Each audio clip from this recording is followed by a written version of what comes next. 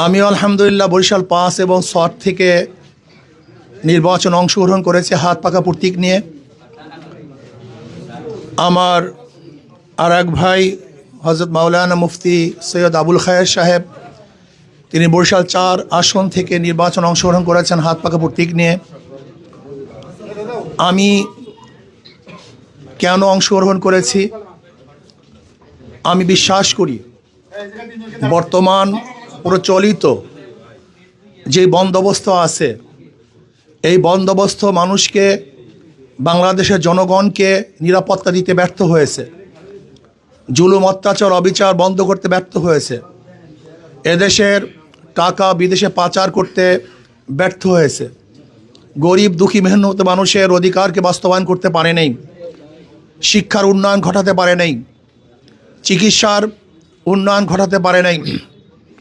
আমাদের দেশের যেইভাবে উন্নয়নের কথা ছিল সেইভাবে উন্নয়ন আমরা করতে পারি নাই। মুসলিম, হিন্দু, বৌদ্ধ, খ্রিস্টান সকল জাতের সকল ধর্মের মানুষ যেভাবে ঐক্যবদ্ধভাবে দেশটাকে গড়ার কথা ছিল সেইভাবে আমরা গড়তে পারি নাই। এর জন্য আমি চাই আগামী ১২ তারিখে সকল ভোটারগণ হাত পাকা প্রতীকে ভোট দিয়ে বাংলাদেশের অসমাপ্ত কাজগুলিকে ইনশাআল্লাহ পূর্ণ করার ইনশাআল্লাহ প্রত্যয় গ্রহণ করবে এবং আল্লাহর জমিন আল্লাহর হুকুমত কায়েম করে প্রত্যেকটা মানুষের অধিকারকে ফিরিয়ে দেওয়ার জন্য আমি সমস্ত ভোটারদেরকে আহ্বান রাখব। যদি কোরআন ও সুন্নাহর আইন বাস্তবায়ন করতে পারি তাহলে সাম্য, মানবিক মর্যাদা, সামাজিক ন্যায় বিচার প্রতিষ্ঠিত হবে, প্রত্যেকটা মানুষ অধিকার পাবে। শুধু তাই নয়, আমি শুধু মানুষই বলবো না, ইসলাম হুকুমাত হয় তাহলে মানুষের সাথে সাথে প্রত্যেকটা মাখলুকাত ইনশাআল্লাহ তারা নিরাপত্তা পাবে। এর জন্য আসুন আগামী নির্বাচন যেন সুস্থ হয়, এর জন্য প্রশাসক যারা প্রশাসনে আছেন আমি তাদেরকে অনুরোধ করব, দীর্ঘদিনের আশা এবং আকাঙ্ক্ষা নির্বাচন হতে যাচ্ছে, কোনো অবস্থায় যেন প্রশাসন কোনো দিকে ঝুঁকে না যায়। আমরা এই দিনে লক্ষ্য করতেছি প্রশাসনের যে ঢিলা ঢালা অবস্থা, তাতে এক সুষ্ঠু নিরপেক্ষ গ্রহণযোগ্য নির্বাচন দিতে পারবে কি না জনগণ সন্দেহ করছে।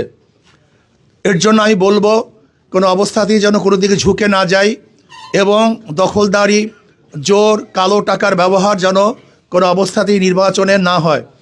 আমি সাংবাদিক বন্ধুদেরকে বলবো, আপনারা জাতির বিবেক, আপনারা যদি ইনশাআল্লাহ বস্তুনিষ্ঠ সংবাদ পরিবেশন করেন এবং জাতির প্রত্যেকটা প্রকৃত অবস্থা যদি তুলে ধরেন তাহলে ইনশাআল্লাহ এ দেশ সঠিক পথে চলতে বাধ্য। আমরা কোনো অবস্থাতেই বিপথে যাওয়ার কোনো সুযোগ থাকবে না যদি আপনারা সঠিকভাবে আমাদেরকে পরিচালনা করেন। কিন্তু আপনারা যদি ন্যায়, নিষ্ঠা এবং বস্তুনিষ্ঠ সংবাদ পরিবেশন না করেন তাহলে জাতি গুমরাহির দিকে যাবে, অন্ধকারের দিকে যাবে, সেই জাতিকে কেউ আসলে অন্ধকার থেকে বাঁচাতে পারবে না।